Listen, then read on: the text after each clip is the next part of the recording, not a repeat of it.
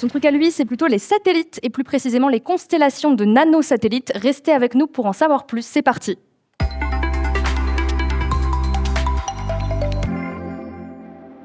Alors quand on parle du spatial, on pense souvent aux grandes fusées, aux grandes agences spatiales comme la NASA, l'ESA ou le CNES, plus proche de nous, et aux grands satellites comme SWOT, Sentinel ou encore Pléiades.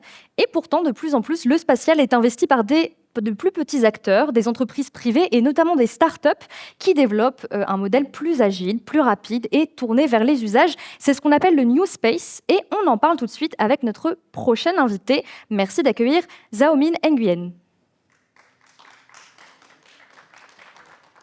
Bonjour. Bonjour. Xiaomin.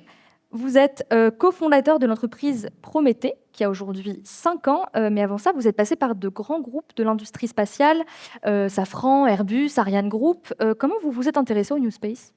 Alors effectivement, j'ai passé 20 ans dans les grands groupes industriels de l'aéronautique et du spatial, où j'ai eu la chance de pouvoir découvrir le monde des moteurs d'avion, le monde des équipements satellites, le monde des satellites de communication, mais également le monde de la surveillance de l'espace. Et c'est au travers de ma responsabilité chez Ariane Group, lorsque j'étais en charge des activités de micro-lanceurs, où j'ai eu la chance de découvrir le New Space au travers du micro-lanceur CATS, Quick Access to Space, qui consistait à déployer des infrastructures spatiales de 50 kg. Alors, on a commencé à le définir un peu en introduction, mais c'est quoi le New Space exactement ? Et puis, depuis quand on en parle ? De quand ça date à peu près ? Donc le New Space, c'est un terme qui est apparu dans la littérature dans l'entour des années 2000, aux alentours de 2006. Et c'est finalement un phénomène basé sur 3 tendances disruptives. La première disruption se traduit par la baisse significative des coûts de lancement, notamment amenée par l'opérateur SpaceX, qui en 15 ans a permis de réduire d'un facteur 10 donc le prix de lancement dans l'espace. La deuxième disruption, c'est la miniaturisation des technologies satellitaires. C'est-à-dire qu'aujourd'hui, avec des satellites de moins de 50 kg, on est capable de rendre des services opérationnels. Donc pour des satellites qui coûtent quelques millions d'euros, face où par le passé, l'équivalent pouvait se faire sur des satellites de plusieurs centaines de millions d'euros. Et la troisième disruption, c'est l'hybridation avec le digital, puisqu'en fait, aujourd'hui, lorsque vous prenez une donnée spatiale comme l'imagerie à partir de l'observation de la Terre, lorsque vous appliquez des traitements numériques à partir de l'intelligence artificielle, de machine learning ou de fusion de données qui consiste finalement à donc pouvoir mélanger cette information avec d'autres types de données, on en ressort une information comme la détection de changement qui peut servir à des acteurs non spécialistes du spatial. Et alors, comment ces différents bouleversements ont reconfiguré l'industrie du spatial ? Alors là, il y a eu donc 3 phénomènes. Le premier, un phénomène politique, un changement de bouleversement politique dans le sens où le spatial n'est plus resté dans les mains des quelques grandes nations telles que les États-Unis, l'Europe, la France, la Chine, l'Inde. Et en fait, on voit apparaître depuis une dizaine d'années de plus en plus d'agences spatiales, de plus en plus de programmes spatiaux qui se font dans des pays en Europe, en Amérique latine, en Afrique, mais également en Asie du Sud-Est. Un deuxième changement, c'est au niveau économique. Par le passé, le spatial était principalement porté par des grands acteurs industriels, notamment des champions français tels que Airbus et Thales, et avec l'arrivée d'entrepreneurs, notamment historiquement issus du numérique, comme un certain Jeff Bezos ou un certain Elon Musk, on voit apparaître de nouveaux entrepreneurs. Un chiffre, chaque année en France, chaque mois en France, on voit à peu près 10 entreprises venir s'installer sur le territoire ou se créer dans le secteur du New Space. Et par ailleurs, on a aussi des modifications sur le plan technique, on l'a dit, donc on baisse les coûts, on miniaturise les satellites, donc ça permet d'autres possibilités ? Tout à fait. Avec une baisse de coûts significative qui a été apportée à la fois sur les coûts de lancement et à la fois sur les technologies satellitaires, on voit apparaître de nouvelles missions, des nouveaux cas d'usage apportés par le déploiement de ce qu'on appelle des constellations, c'est-à-dire des grappes de plusieurs satellites qui aujourd'hui, on voit sur certains projets, peuvent constituer jusqu'à plusieurs milliers de satellites qui sont principalement basés sur des usages liés à la communication ou à l'observation de la Terre. Et donc on a parlé plusieurs fois de miniaturisation, mais pour qu'on se représente bien de quelle taille on parle, voilà, c'est un nanosatellite ou un microsatellite. À quoi ça correspond concrètement ? Donc aujourd'hui, dans le domaine du New Space, et on voit à travers l'image, donc dans le domaine de la classe des nanosatellites inférieurs à 50 kg, donc c'est la première classe dans laquelle on voit les CubeSats inférieurs à 10 kg. Au-delà de 50 kg jusqu'à 150 kg, on a ce qu'on appelle les microsatellites. Et donc les small sat, et au-delà de 300 kg, ce sont les satellites qui sont finalement les produits qui ont été développés par les acteurs établis, nos grands champions nationaux, qui viennent compléter finalement la gamme de produits amenés par le secteur du New Space. C'est vrai qu'on est très très loin des chiffres dont on parlait, par exemple ce matin avec SWOT, on est sur 2 tonnes, on a vraiment une très grosse différence, un très gros écart. Et que permettent ces fameuses constellations de satellites par rapport à des satellites individuels, isolés? Donc, les constellations de satellites ont permis 2 choses principalement. La première, c'est de répondre à des nouveaux cas d'usage. Pourquoi? Parce qu'avec plusieurs satellites, on a une mise à jour de l'information plus fréquente et ça permet comme ça de répondre à des enjeux importants comme la gestion de crise, la prévention et donc de nouveaux cas d'usage qui ne pouvaient pas être répondus avec un seul satellite. La deuxième évolution, c'est que parce que les coûts ont diminué, on a une nouvelle typologie de clients du secteur privé, du secteur public, comme par exemple des collectivités ou des préfectures qui font appel aujourd'hui de plus en plus à des solutions à partir d'imagerie ou de solutions satellitaires. Et dans le domaine privé, on voit en plus le domaine de l'agriculture, le domaine de la pêche de plus en plus, et également le domaine de l'assurance par exemple. Donc plein d'applications qui s'ouvrent. Xiaoming, vous avez fait le pari des constellations de nanosatellites, donc des très petits satellites, moins de 50 kg, en créant la société Prométhée. Est-ce que vous pouvez nous dire comment est né Prométhée et quels sont ses principaux objectifs?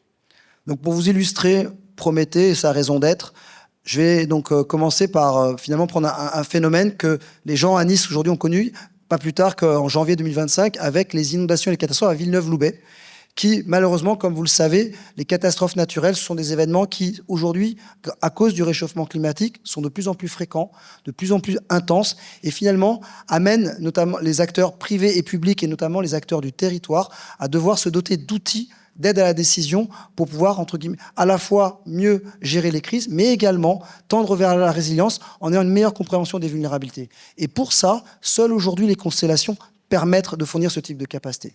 En 2019, lorsqu'on a réfléchi à lancer la société, on a constaté qu'il y avait 2 pays dans le monde seulement qui commençaient à déployer ce type d'infrastructure. Il s'agissait des États-Unis et de la Chine.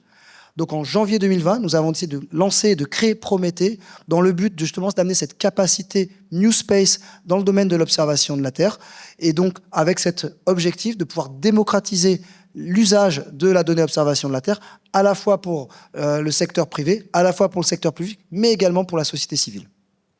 Et il y a aussi une question d'autonomie et de souveraineté derrière, c'est-à-dire que comme ça, on ne dépend pas peut-être des projets et des satellites des États-Unis et de la Chine. On a nos propres infrastructures, c'est aussi ça l'idée derrière? Tout à fait. On est parti également finalement du retour d'expérience de l'Europe qui a décidé de lancer des programmes comme Galileo pour finalement avoir sa propre souveraineté sur la technologie de navigation, donc face à la constellation GPS qui donc a été déployée par les Américains, parce qu'à un moment donné, on s'aperçoit qu'aujourd'hui, sur ce type d'enjeux comme la navigation, l'observation, la télécommunication, les enjeux de souveraineté sont majeurs et l'Europe doit avoir cette autonomie pour ne pas dépendre d'autres nations. Et alors, pour remplir ces différents objectifs, quels ont été les choix stratégiques que vous avez faits? Alors, il y a eu 2 choix principaux. La première, c'est que quand on a décidé de se positionner comme un opérateur dans le domaine New Space, on a fait le choix de choisir une classe de satellites dans le domaine New Space de la gamme de nanosatellites, donc c'est-à-dire inférieure à 50 kg. Pourquoi? Parce que cette classe d'infrastructure permettait d'être complémentaire aux capacités technologiques qui sont déployées par nos champions nationaux tels que Airbus et Thales. Et donc, on venait vraiment compléter ce que faisaient ces acteurs-là et non pas venir en concurrence frontale. Par ailleurs, ça venait également compléter les moyens souverains dans le domaine de l'observation de la Terre qui appartiennent à la France. Le deuxième choix stratégique qui a été fait, c'est de dire, vous l'avez compris, nous n'étions pas les premiers avec ce type de capacité sur le marché mondial. Et donc, à un moment donné, il fallait rentrer au plus vite sur le marché. Et donc, pour cela, il n'y a qu'une seule solution. Il faut commencer donc à démarrer le projet avec des technologies existantes. Donc, on a fait le choix de s'appuyer sur l'écosystème industriel, principalement français, mais également européen, pour déployer au plus vite une infrastructure et comme ça répondre à une notion de besoin marché important pour l'Europe et par rapport à une compétition mondiale accrue. Et alors actuellement, on en est où du projet Prométhée? Donc aujourd'hui, Prométhée, c'est 70 personnes, donc réparties sur 3 sites, Paris, Toulouse et Aix-en-Provence. On a un premier satellite qui s'appelle Protométhée qui a été déployé en novembre 2023. Et donc aujourd'hui, nous sommes en processus de levée de fonds pour financer le déploiement des 20 autres satellites pour notre future constellation. On a une petite vidéo qui montre le décollage. Tout à fait. Donc, il s'agit on est parti avec la fusée de SpaceX, Falcon 9, donc transporteur 9 en l'occurrence, qui a décollé depuis Vandenberg en Californie et donc qui nous a permis donc en novembre 2023 de pouvoir faire en sorte que Prométhée passe d'un projet papier à un opérateur New Space dans le domaine de l'observation de la Terre. Puisque cette mission nous a permis de démontrer notre capacité à maîtriser toute la chaîne de valeur depuis donc la réception, la prise de vue, la réception des images et l'exploitation des images pour en sortir une information. Et donc là, actuellement, vous avez un deuxième satellite en production. Est-ce qu'on peut en savoir un peu plus ? Tout à fait. Donc le deuxième satellite s'appelle JAPETUS. C'est un satellite qui a été contractualisé dans le cadre du programme France Relance avec le support du CNES et qui est fabriqué par donc le satellitier Emeria qui est basé à Toulouse et qui consiste à préconfigurer le futur de la constellation JAPETUS. Alors l'objectif, vous l'avez dit, c'est de produire une constellation de satellites. La constellation JAPETUS, combien de satellites au total vous prévoyez d'intégrer à cette constellation ? Donc JAPETUS, son objectif, c'est déployer 20 satellites. Donc 20 satellites, mais pas au même endroit. C'est-à-dire 20 satellites sur plusieurs orbites, comme on le voit sur la petite vidéo que vous avez à l'écran, qui permettent finalement comme ça d'optimiser le nombre de revisites sur des points donnés par rapport aux besoins notamment de la France et de l'Europe. Et à quelle altitude ils sont là, les satellites ? Les satellites sont situés à une altitude qu'on appelle basse, donc à 500 km d'altitude. C'est pourquoi ce choix-là spécifiquement c'est le compromis par rapport à la revisite autour de la planète et qui permet aussi de détecter des objets grâce aux caméras donc très performantes, de détecter tout objet à partir de 1 mètre donc par pixel. Alors, on l'a dit, l'un des gros avantages d'une telle constellation, c'est la fréquence des observations. Ça veut dire qu'une même zone sur Terre ou en mer est observée à différents moments de la journée, régulièrement. Par rapport à un satellite classique, à quelle fréquence on peut observer une même zone avec une constellation ? Donc, aujourd'hui, avec un seul satellite, et donc ça, c'est basé sur les lois de la physique, ce n'est pas lié à la taille du satellite, le satellite met à peu près 3 jours pour repasser au même endroit. L'intérêt avec une constellation JAPETUS avec ses 20 satellites, c'est qu'on est capable d'aller jusqu'à 18 repassages par jour sur le même endroit, notamment sur les zones européennes. Et donc, c'est finalement un changement de paradigme complet, puisque une information tous les 3 jours à 18 informations par jour permet d'avoir une compréhension de la dynamique des territoires et de pouvoir également avoir une information, notamment en cas de gestion de crise. Donc, ça amène des opportunités d'usage complètement décuplées par rapport à ce qui était amené par les infrastructures précédentes. Alors, pour bien comprendre concrètement ce que permettent les constellations de nanosatellites, vous nous avez apporté une vidéo qui nous montre un cas d'usage. On va la regarder ensemble. Mais déjà, donnez-nous un peu le contexte de la vidéo. De quelle application on parle ?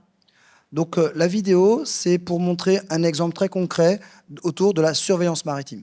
Donc, cette vidéo, c'est un projet qui a été fait avec notre partenaire Naval Group. Donc, Naval Group, société française donc, qui réalise donc, les frégates, les bateaux et les sous-marins. Et donc, dans l'objectif de montrer comment un acteur du maritime avec un acteur du New Space, ensemble, pouvait démontrer l'intérêt et les bénéfices de travailler ensemble pour promouvoir finalement les usages amenés par les constellations du New Space. Je propose qu'on lance tout de suite la vidéo. Vous allez pouvoir nous la commenter en direct. Alors, qu'est-ce qu'on voit ?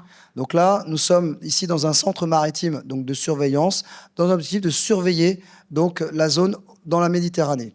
Et donc là, on voit apparaître finalement un bateau, le Ramona, qu'on appelle un navire d'intérêt. Ce qu'on appelle un navire d'intérêt, c'est-à-dire un navire pour lequel on a un doute, parce qu'il peut en gros avoir des activités illégales ou faire des transports de marchandises. Bref, quelque chose pour lequel aujourd'hui, on a des informations qui nous disent que ça peut être, entre guillemets, un danger ou une menace. C'est ce qu'on voit ici, suspicion de trafic illicite. Exactement. D'accord. Comment on fait pour le repérer ? Aujourd'hui, chaque bateau, et on le voit sur l'image, est pisté au travers d'un signal qu'on appelle AIS, donc Automating Identification System, qui est finalement une carte d'identité type électronique qui permet aujourd'hui aux acteurs de la préfecture, par exemple, de surveillance maritime, de récupérer le signal au travers des radars sur Terre lorsque le bateau est proche des côtes, mais par satellite lorsque le bateau est en zone de haute mer. Et c'est au travers du suivi de le signal qu'on est capable de pister le déplacement d'un bateau. Qu'est-ce qu'on voit ici ? Donc là, on voit le bateau, et comme c'est un bateau d'intérêt et un peu suspicieux, comme tout bateau suspicieux, le méchant, il faut une tête de méchant. Voilà. Et donc là, qu'est-ce qui vient de se passer ? Le pilote du bateau a décidé de couper le signal AIS. Donc il a coupé son signal d'identification pour ne plus être vu des radars. ce qui est un peu suspect. Tout à fait. Ensuite, de votre point de vue, vous n'avez plus ce signal AIS, ce signal Voilà. AIS Et là, disparaît. exactement, on voit que le signal a disparu, mais quand on est du côté du centre de surveillance maritime, on ne sait pas si cette décision elle est volontaire ou c'est lié à un problème technique. On n'a pas vu ce qui se passait à l'intérieur. Exactement. Parce que le bateau, il n'est pas situé à une distance qui permet... Voilà. Et Donc, qu'est-ce qu'on fait dans ce cas-là? donc à ce moment-là, le centre de surveillance maritime regarde parmi l'ensemble de ses capacités de surveillance et de détection de comportements anormaux, choisit la meilleure technologie. L'idée, en fait, c'est de retrouver le navire. C'est l'objectif, en fait. Et là, on voit que dans ce genre d'infrastructure, ils ont accès à des moyens satellitaires, des moyens bateaux ou des moyens de type avion. Et donc là, ce qu'on voit, c'est que finalement, il a fait le choix de choisir non pas un bateau ou un avion, qui nécessiterait donc beaucoup de temps et finalement pas une réactivité rapide, mais de s'appuyer sur la constellation Japetus qui a été déployée et donc justement de regarder où est le bateau. Donc l'avantage, là, c'est d'avoir des images le plus vite possible. C'est la réactivité. Tout à fait. Alors, on regarde ça. Donc là, on voit le défilement des satellites de la constellation Japetus et qui vont décider de prendre une photo à l'endroit où le bateau est censé être positionné par rapport à la prédiction de sa vitesse de déplacement issue des signaux qui ont été amenés. Et on constate sur les 2 dernières images que le bateau est exactement là où il devait être. D'accord, donc la prédiction a bien marché. Voilà. À chaque fois, c'est un satellite qui est venu prendre une image? C'est tous les satellites de la constellation? Donc là, on fait appel à tous les satellites de la constellation. Et là, ce qu'on a constaté, c'est qu'on a vu que les 3 heures qu'ont suivi la disparition du signal, que le bateau a suivi la trajectoire qui était prévue, mais on voit qu'à 12h42, eh ben, le bateau n'est plus à l'endroit où il était prévu. Et donc là, finalement, ça lève le doute sur une incertitude qu'on se dit, tiens, c'est quand même pas normal que le bateau qui a, comme par hasard, coupé son signal n'ait pas l'endroit. Donc là, il faut qu'on trouve un autre moyen de trouver le bateau pour, entre guillemets, confirmer ou pas cette hypothèse. D'accord. Donc, quelle est la prochaine étape? Donc là, pareil, il regarde parmi les moyens capacitaires. Et donc là, à nouveau, il va faire appel au spatial. Mais il ne va pas, cette fois-ci, prendre une technologie différente de la constellation optique amenée par Prométhée. Et il va s'appuyer donc sur un autre type de technologie. Et donc là, il fait appel à une technologie à base de radiofréquence, qui est finalement donc toujours une constellation dans le domaine du New Space, et qui, cette fois-ci, le système de radiofréquence est un système d'écoute. C'est-à-dire qu'en fait, il va capter des signaux émis par des sonars ou des radars du bateau, et donc va permettre ainsi de pouvoir caractériser. Pourquoi on passe par ce type de moyen? Parce qu'en fait, la capacité de prise de vue de ces satellites-là est entre 5 à 10 fois supérieure de ce qui peut être mis par un capteur optique. Donc, ce qui fait qu'il a un champ de vue beaucoup plus grand que la constellation Japetus, et donc d'où l'intérêt de la complémentarité. Et ce qu'on voit sur l'image à l'écran, c'est qu'il a capté 2 points.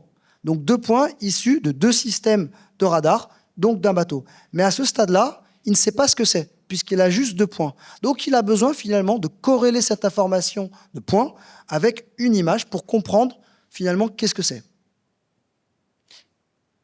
Et donc là, il fait appel à nouveau à la constellation Japetus en mode réactif. Et là, qu'est-ce qu'on constate? Eh bien, qu'on retrouve finalement notre bateau qu'on avait perdu tout à l'heure et on s'aperçoit qu'il est avec un deuxième bateau.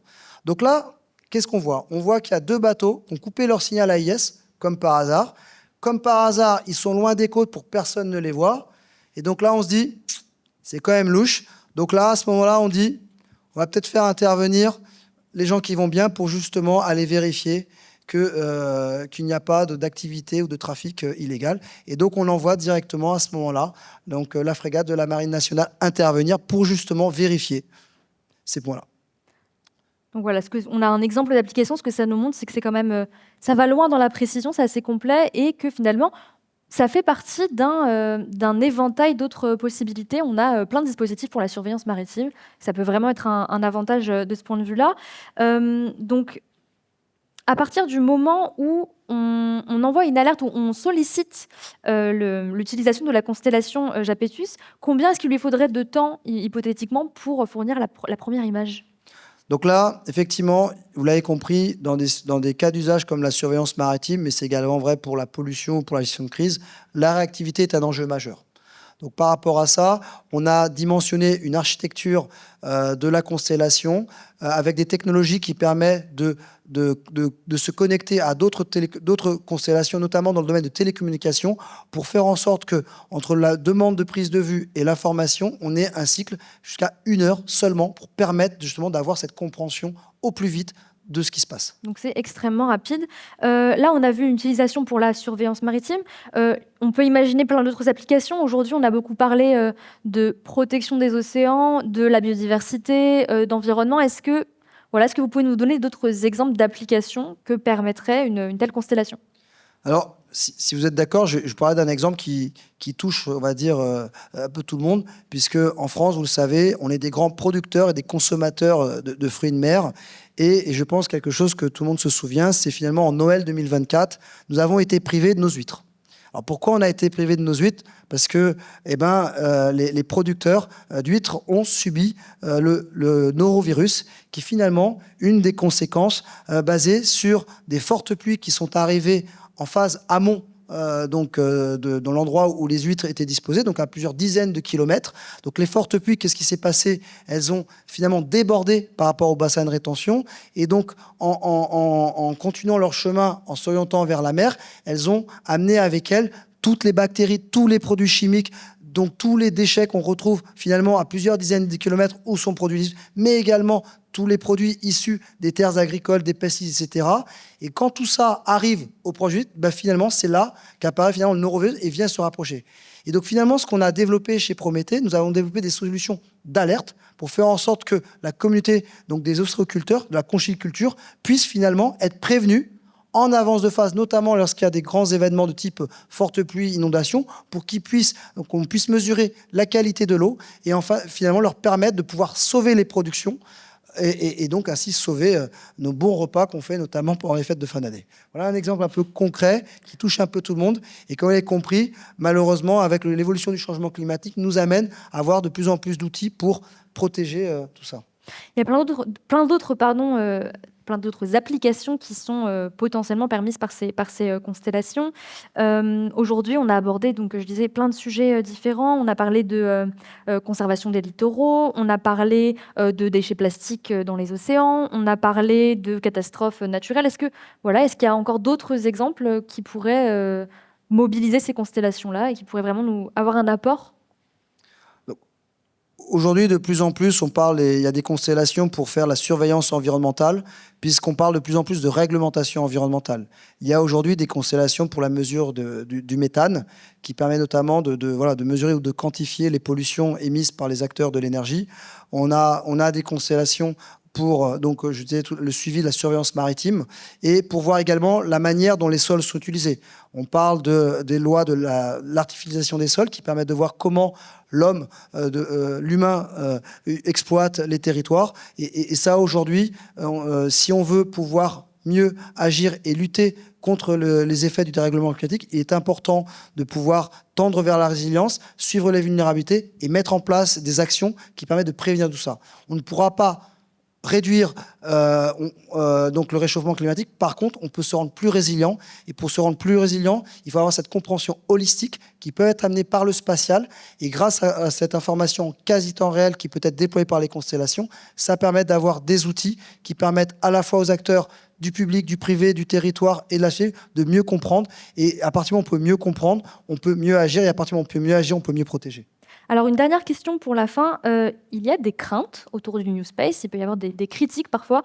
Le manque d'encadrement juridique, la peur de dépendre excessivement d'acteurs privés, le risque d'encombrer des orbites en envoyant trop de choses et donc avec des risques potentiellement de collision. Qu'est-ce que vous répondez à ça? Je réponds tout d'abord que la crainte, elle est légitime, premièrement. Parce qu'effectivement, lorsque les réglementations juridiques ont été faites dans les années 60 par rapport au spatial, je pense qu'à cette époque-là, si on avait posé la question, est-ce que vous imaginez un jour un acteur privé déployer des milliers de satellites dans l'espace, je pense que personne n'y aurait cru. Bon. Donc ça, c'est le premier point. Le deuxième point, c'est qu'aujourd'hui, force est de constater que certains acteurs, comme SpaceX, comme Starlink, ont réussi à prendre une place très structurante dans le secteur du spatial, et qu'à un moment donné, il est évident qu'il faut que les États aient une capacité autonome, souveraine, pour quelque part garantir un minimum de moyens par rapport à tout en stimulant l'économie de l'industrie.